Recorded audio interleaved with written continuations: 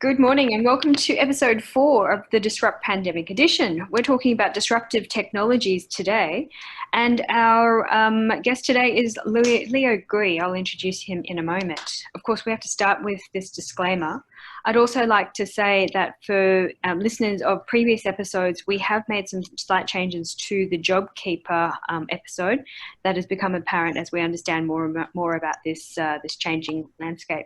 It's been quite an interesting couple of weeks. It's definitely been interesting listening to the National Cabinet remarks yesterday and the announcement of a gradual ease back into normal situations. Your hosts today, Sophia Withers will be talking on behalf of Razzoo.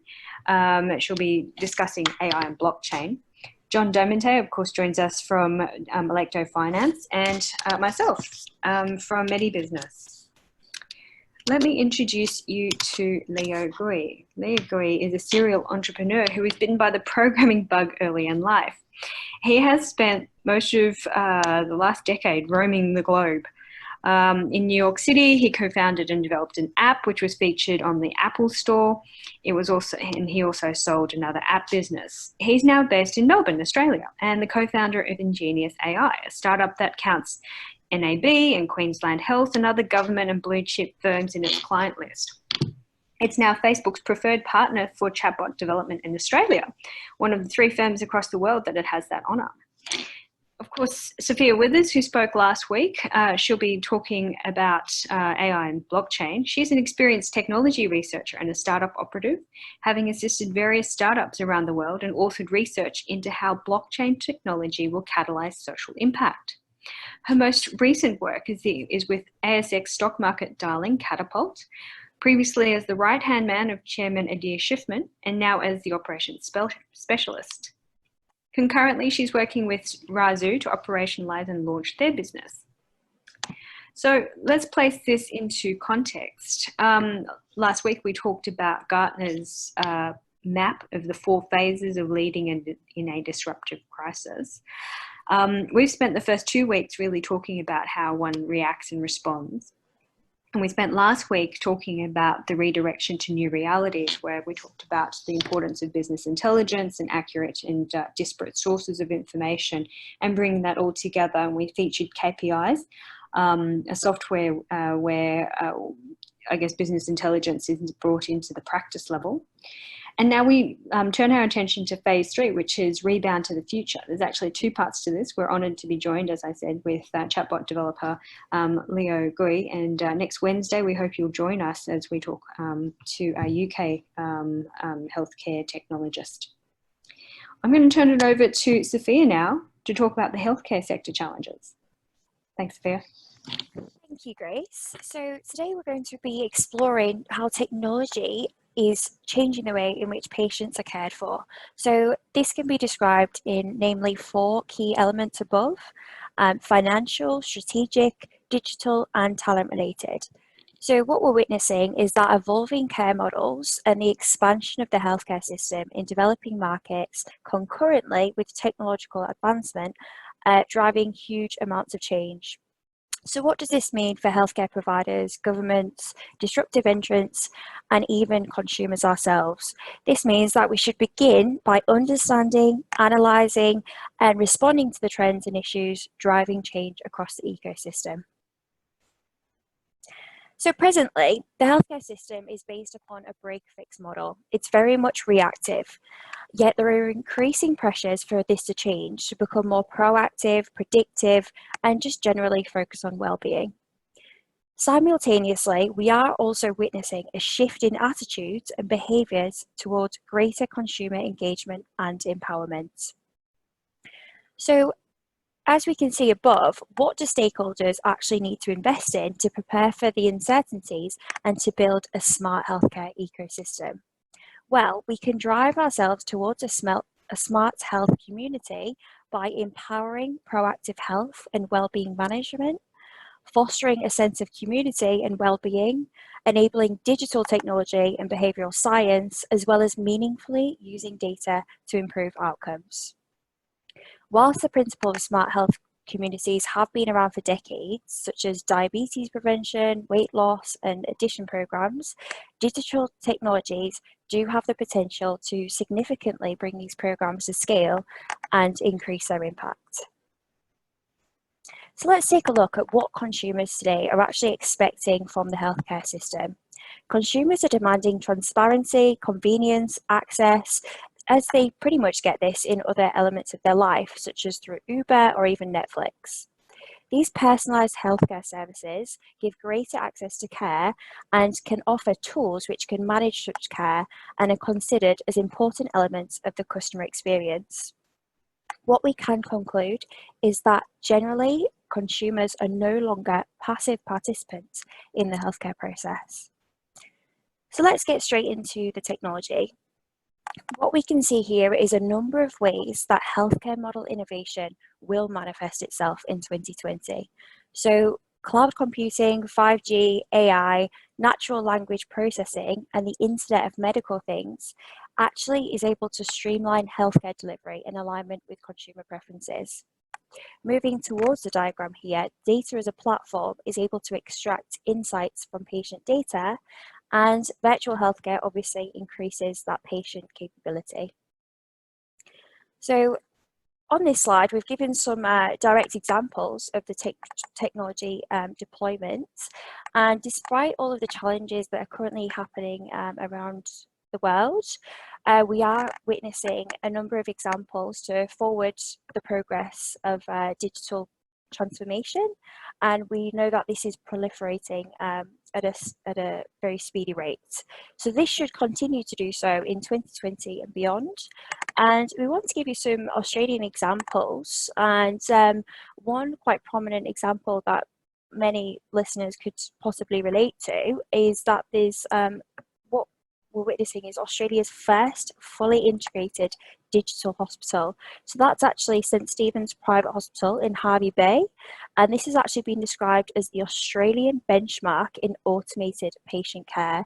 And the reason for that is patient healthcare records and results are actually updated and accessible on tablets and mobile devices throughout the hospital. There's also personalised food and medication, which can be managed electronically, and practitioners can actually log in at any time to see what a patient is doing in real time. So that's a really exciting development there. And another Australian example, but this time in the case of AI actually being deployed through virtual chats, is through Ingenious AI. So Leo Gui, I'll take it over to you. Thank you very much for the introduction, Grace, and thanks for giving me the opportunity to just to give you guys a little bit of idea about what chatbot is. What are some of the use cases that you can bring into to help with your business, and finally, how would you go about to build one or implement one yourself. So hello everyone, my name is Leo, co-founder of Ingenious AI. To start off with, I know chatbot has been around for a long time. In fact, it started off in the 80s, but today a lot of people still think it's this magical thing that does this magic conversation thing, but actually, if we delve down to the technology side, it's no bigger than just a computer-powered machine that provides a automated response in the form of conversation. Now, that could be in the form of messaging through text or in the form of voice. And the beauty of this form of communication is that doesn't require anything the user have to learn to adapt to the communication, unlike a app or something similar in the domain.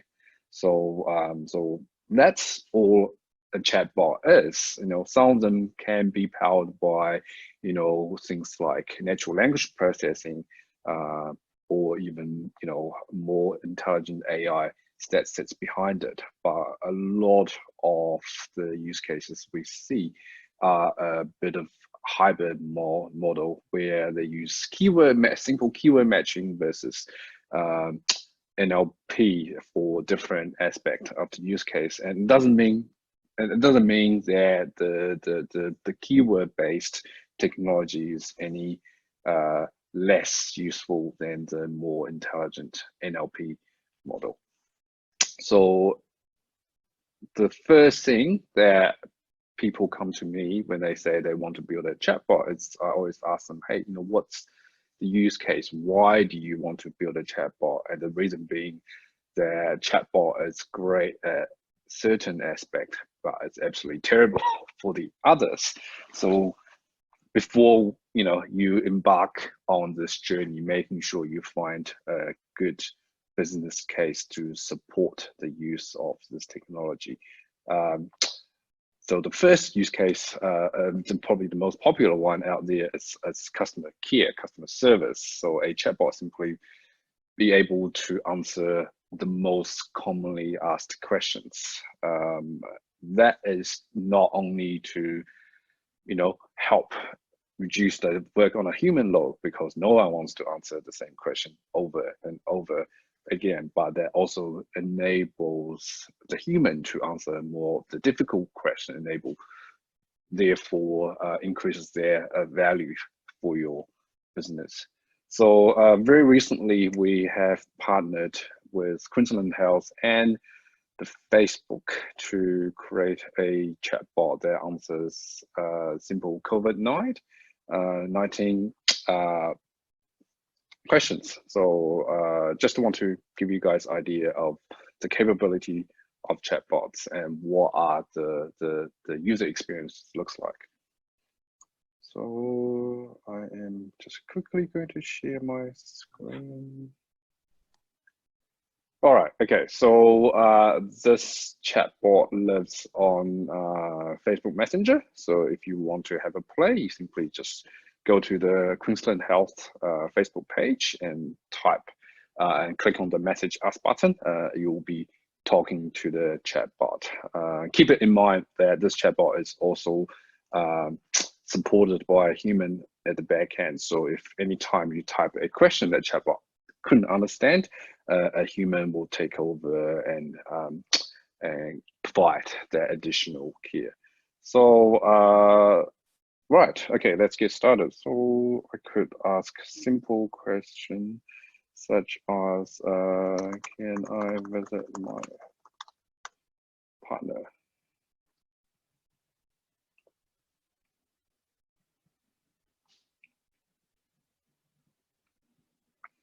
So we built in a lot of additional functionality, for example, showing the typing animation to give the user the sense that, hey, the chatbot is processing. And we can also use things like, for example, here, what they did is they use a really nice animation to give the additional engaging content to helping people understand the content. They also placed the buttons at the bottom to give additional, flow or guidance for the user. Right, okay, let's say, can I go to the...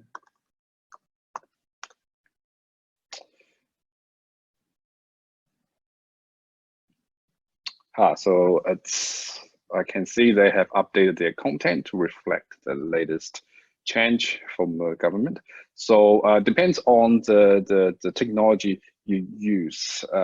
It's actually very easy to manage the content behind all of this. You can also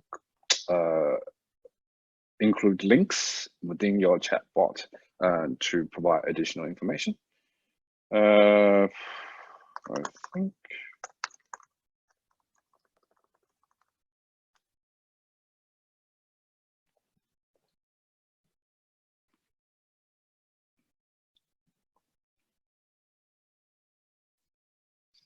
Cool. And then again, we can see here they've used the imagery graphics to give you an idea of what are the symptoms of COVID-19, and they even gone a bit further to provide a list of test locations, so the users can quickly find, their testing locations around them.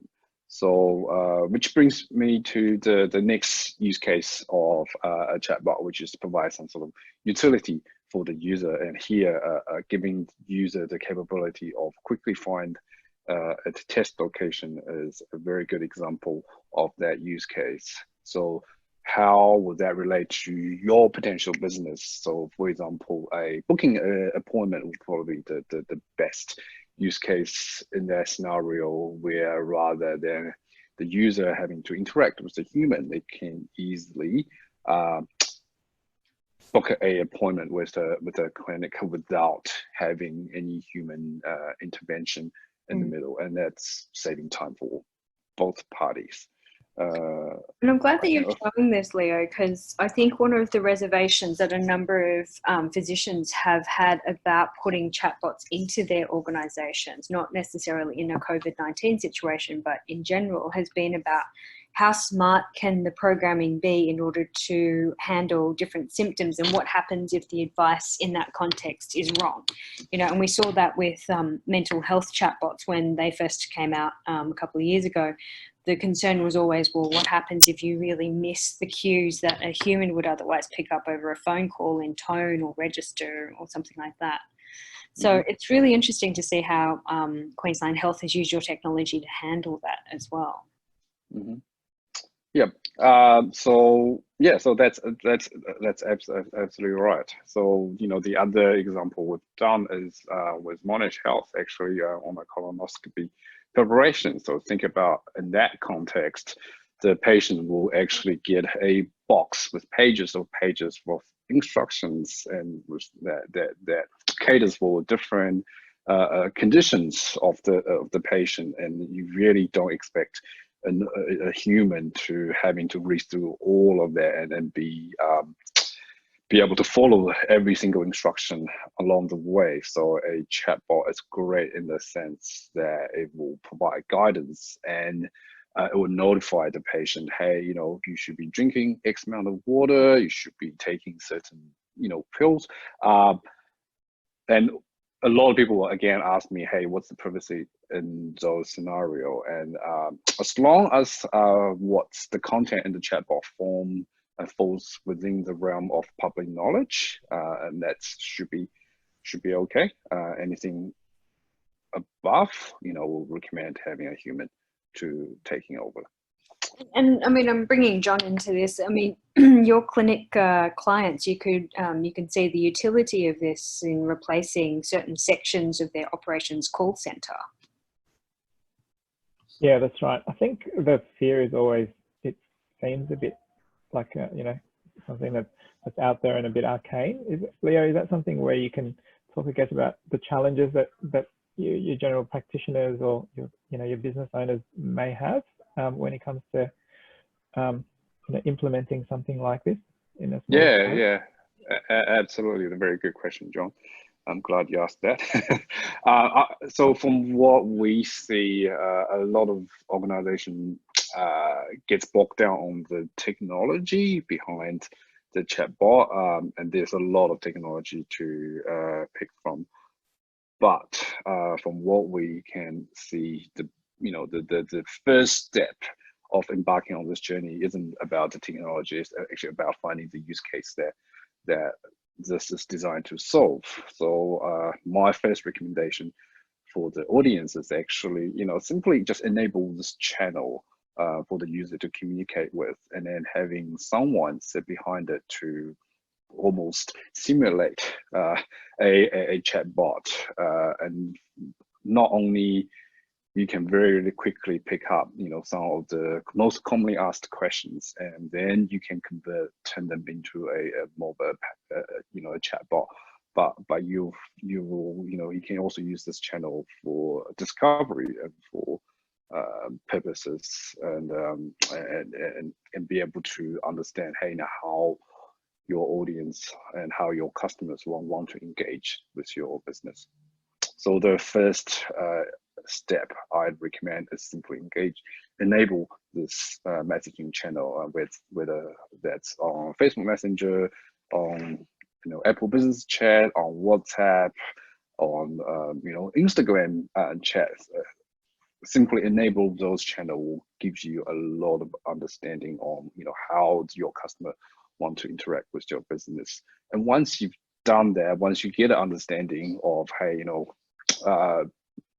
90% of your customer wants to ask this 10 question, and then they also want to do X, Y, Z, then you can have a look at, okay, what are some of the technologies out there that can potentially automate these.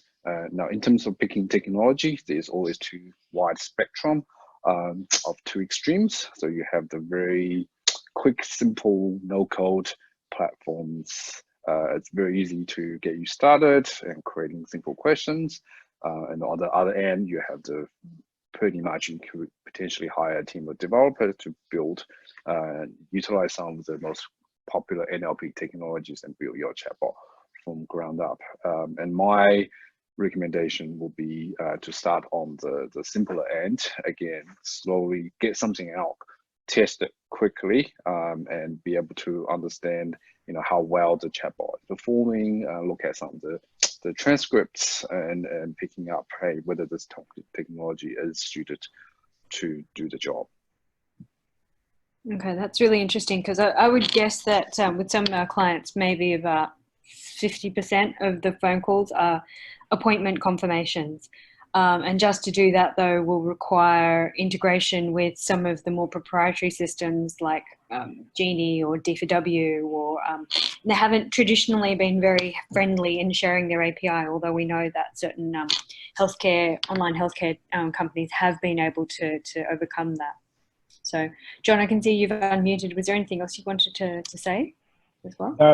What I wanted to say is, I mean, it's great as well from, as a practitioner and a business owner to, strengthen that engagement in your local community as well, to have things like this where, it's not exactly, resource intensive either once you've set it up, to allow them to, get that greater sense of, hey, let's keep these lines of communication and, make it easier for everyone.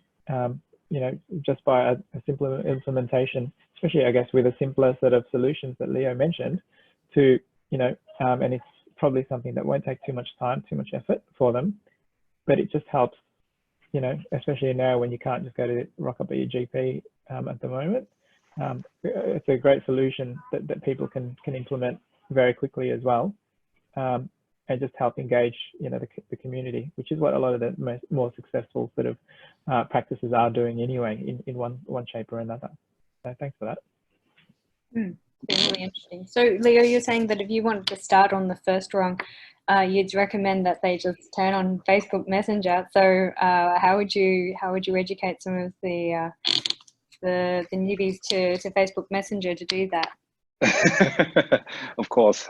So in order to do that, the first step is creating a Facebook page, and obviously also have a social presence.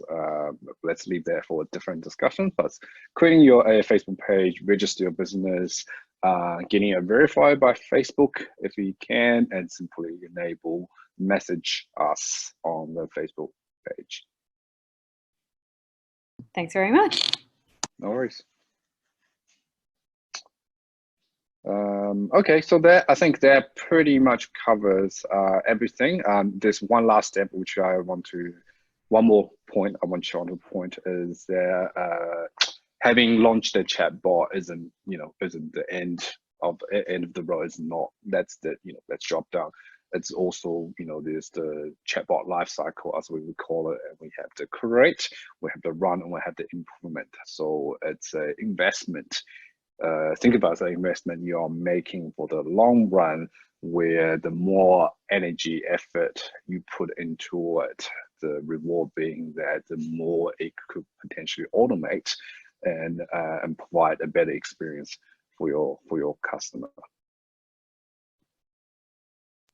Wonderful. Okay, sounds like it's back over to you, Sophia. Thanks so much, Leo. No worries. Awesome. Thank you, Leo. Just quickly confirming you can see the screen here in Genius AI. Yep.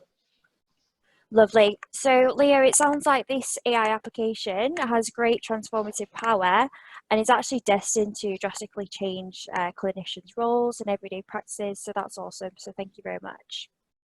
So now let's take a look at blockchain deployment within the healthcare industry. So just as a refresher, blockchain is a digital public ledger that records online transactions and is actually disrupting in 4 key elements above there. So one, we're able to better manage medical supply chain and inventory through the use of a distributed ledger. And similarly, we can track risk and regulatory compliance. And this can be actually delivered through the use of smart contracts, because the beauty of blockchain is that information cannot be amended. It can only be stored or added. So what sort of value does this bring to the healthcare industry? The nature of the decentralized framework can give individuals full responsibility for information, and specific examples actually include data generated by clinical trials, pulling together transactions from multiple health systems, pharmacies, and health plans, and also the ability to streamline insurance claims and reviews. Now let's look at some practical examples and some use cases here. So we've expressed this above in terms of problem and solution. So as you can see, quite a striking figure here. In terms of the healthcare industry in the United States, 1/3 of the reason for deaths is due to clinical blunders. So what Medical Chain does and proposes as a solution, it utilizes blockchain to securely store the health records and basically maintain a single version of the truth. As we alluded to last week in our last webinar, we talked about Rebuild the Chain. And essentially, the problem that it's solving is that government tracing apps don't offer a great deal of security if you're wanting to track what's known as hot zones. So the government tracing app, such as COVID Safe, doesn't take into account the chance of COVID-19 persisting on surfaces, such as handrails and benches, etc. So what Rebuild the Chain does, it offers an automated exposure analysis, which can be done by GPS tracking, and it doesn't compromise citizen data privacy because of obviously the distributed ledger technology. So that poses us to think about what sort of questions can you ask yourself as a listener or as a leader, as a healthcare practitioner. What sort of questions can we be asking ourselves? Well, firstly, we need to look at, are we actually leveraging our data assets? Are we conducting sophisticated data analysis to improve businesses and clinical decision making? Are you incorporating automated systems? Are you demonstrating a readiness to work with new partners? And can you further develop an integrated customer experience strategy? So next week, we're going to go into more of a global perspective and discussion. We have the guest speaker, Dr. James Samaru. He's the health tech expert and writes for Forbes. So we're really looking forward to deep diving and getting some thought leadership perspective on blockchain and AI deployment and just medtech generally. So if you can join us, that will be next Wednesday, the 13th of May at 6 p.m. AEST time. Also, please be aware we will be presenting further on a multitude of topical discussions for the healthcare industry, and we will be announcing that shortly. So please stay up to date with that one. So I'd like to thank you all for joining us today. If you do have any questions, please feel free to reach out. And I'm just going to hand this over to any further questions we've received today. So on the question of blockchain, I think that one of the questions has been, how does the tracking of surfaces actually help with identification of hot zones? Can you elaborate a little bit about the AccuBit solution? Sure, absolutely. So basically, what it the solution that it offers, it enables governments to, you know, utilize and perform automated exposure analysis, which doesn't compromise the data privacy. So it really is able to track, it is all about GPS tracking and location to track those hot zones. So it's a much more specific and detailed tracking device. And obviously the problem with that is if you are going to, you know, increase the amount of GPS tracking, it can compromise the data of, you know, everyday citizens. So what it does is it's privacy preserving, and that's really in the technology itself. Okay, sounds good. And in terms of technology solutions, would you ever please go back to the previous slide there? Sure. Yep, that's it.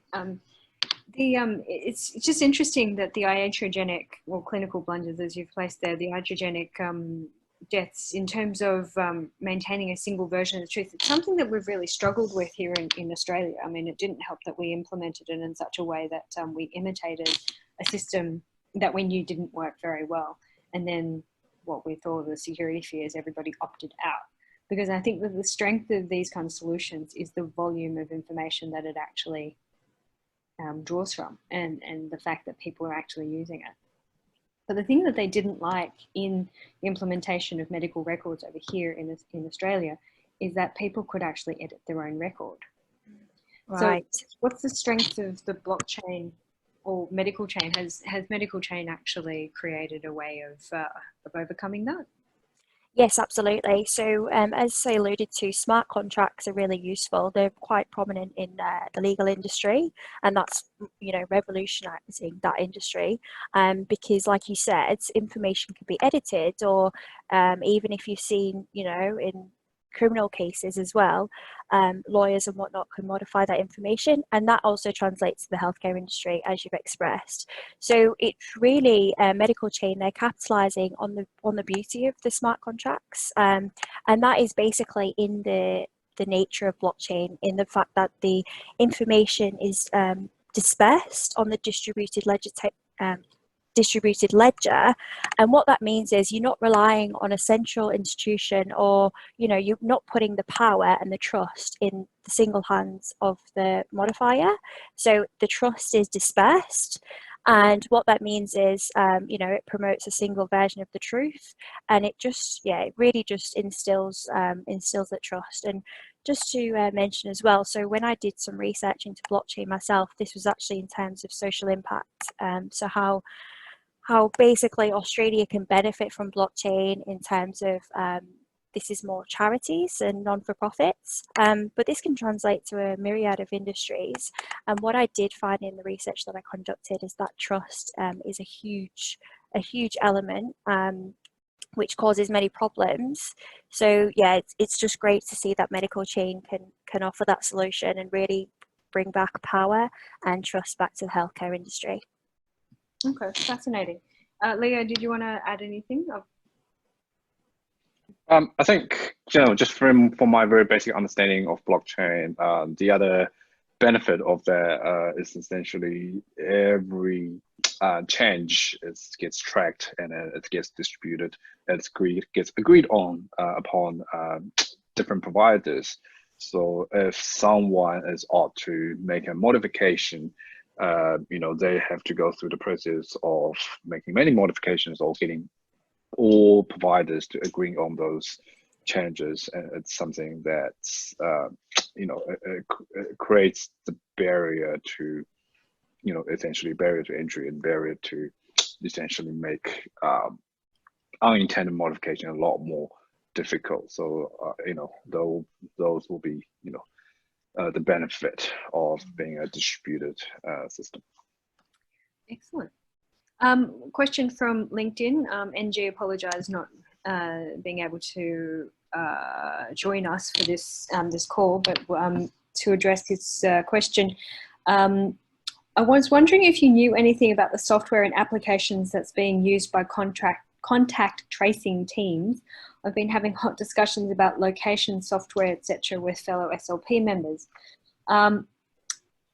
And it essentially, it's a long question, but he essentially goes through the fact that there's a number of different insights that are out there, and whether or not it's the technology or the job being done. Does anyone have an opinion with regards to COVID-19 Safe app, or privacy as a concern going forward, and whether or not this will change the nature of sharing of information? Yeah, actually, we've had the privilege of actually working directly with the DTA, Department of Transformation Technology, at a federal level, not directly on the contact tracing app, but on a on a messenger chat bar. So from what I've heard, the technology has been there for a while now. It's powered by low-powered Bluetooth, and the app simply records the contact of different devices in the surrounding area. It doesn't upload anything to a centralized server or whatnot.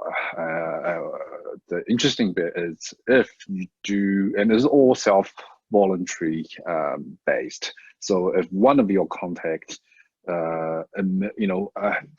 told the bot, hey, or told the app, hey, I think I'm getting a symptom, I need to tell the people about it. Then, the whole pinging to the server happens.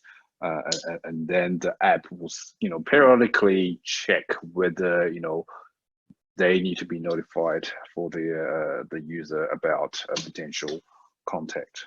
So in terms of privacy, no, they don't store any data. The fact that they only use a phone number simply that's, or again, being hashed, and this, as far as I know, there is no private data being uploaded to a centralized server.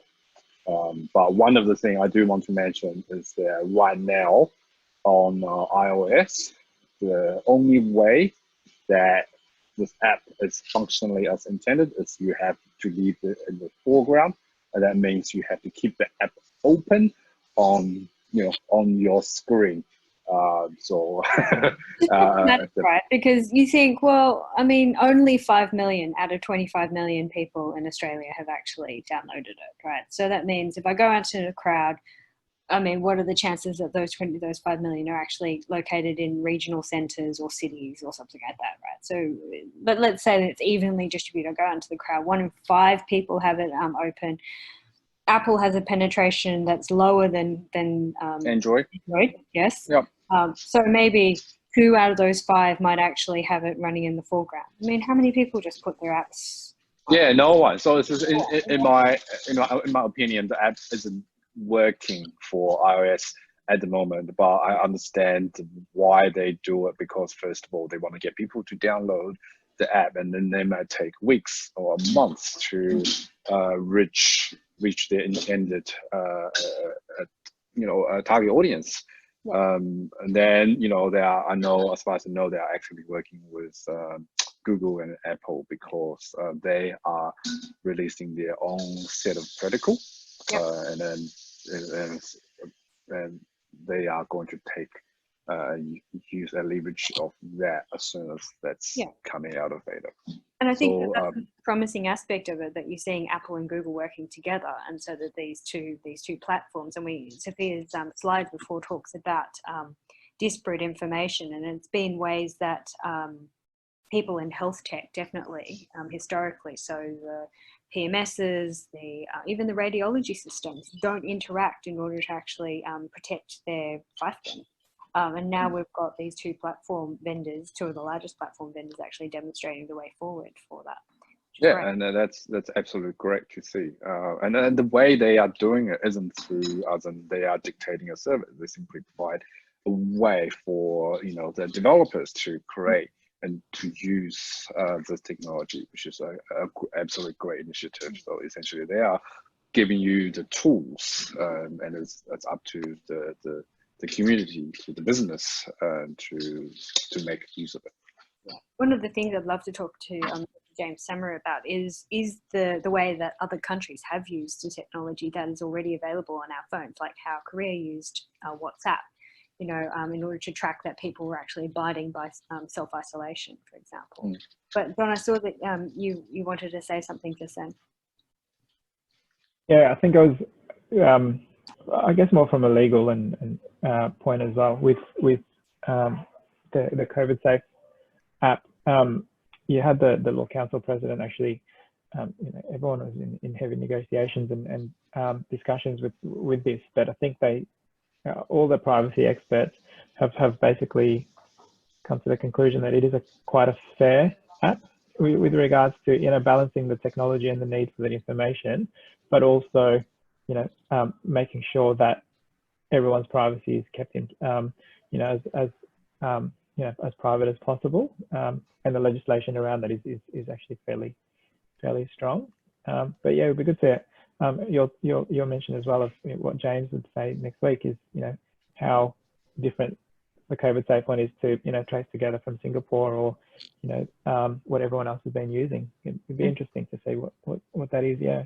Yep, fascinating. Okay, well, look, I'm so glad that we've had the chance to showcase Australian technology, and proud to hear that the Queensland government is using an Australian developer, which is fabulous. Thank you so much for making the time in order to speak to us this morning, Leo.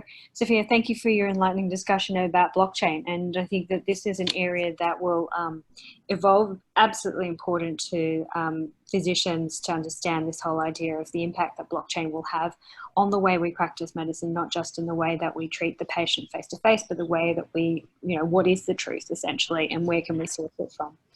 John, always a pleasure. Thank you very much for making this possible.